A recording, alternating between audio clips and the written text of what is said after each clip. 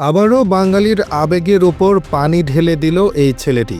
গতকাল রাজধানীর সোহরাওয়ার্দী উদ্যানে মাদক বিরোধী অভিযানের সময় এই তরুণকে পুলিশ সদস্যের চড় মারা দৃশ্য মুহূর্তেই ভাইরাল হয়ে যায়। ভিডিওটি ছড়িয়ে পড়তেই অনেকেই ক্ষোভ প্রকাশ করেন। প্রশ্ন ওঠে, এভাবে প্রকাশ্যে আঘাত করা ঠিক হয়নি। ছেলেটির পক্ষে শুরু হয় নানান মন্তব্য। কেউ লিখেছে, অল্প বয়সে একটা ছেলে, এভাবে অপমান করা ঠিক হয়নি। সামাজিক মাধ্যমে সহানুভূতির ঢেউ বয়ে যায়। অনেকে ছেলেটিকে নির্দোষ ভেবে তার পাশে দাঁড়ানোর আহ্বান জানান। কিন্তু গল্পে আসে নতুন মোড়।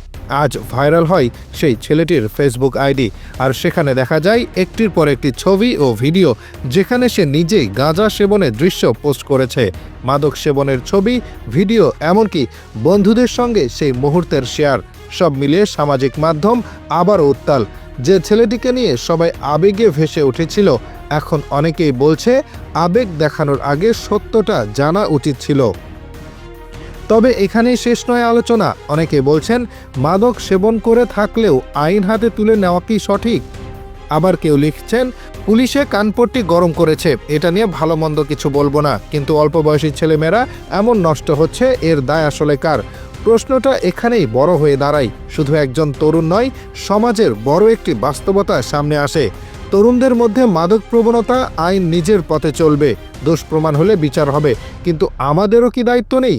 অভিভাবক, পরিবার, সমাজ, কোথাও কি আমরা ব্যর্থ হচ্ছি? একটি ভাইরাল ভিডিও এক মুহূর্তে তৈরি করে নায়ক, আবার আরেক মুহূর্তেই ভেঙে দেয় সেই ভাবমূর্তি। তাই আবেগ নয়, সত্য যাচাই করে মত দিন। কারণ সামাজিক মাধ্যমের যুগে একটি ঘটনা শুধু একজনকে নয়, পুরো সমাজকেই প্রশ্নের মুখে দাঁড় করিয়ে দেয়।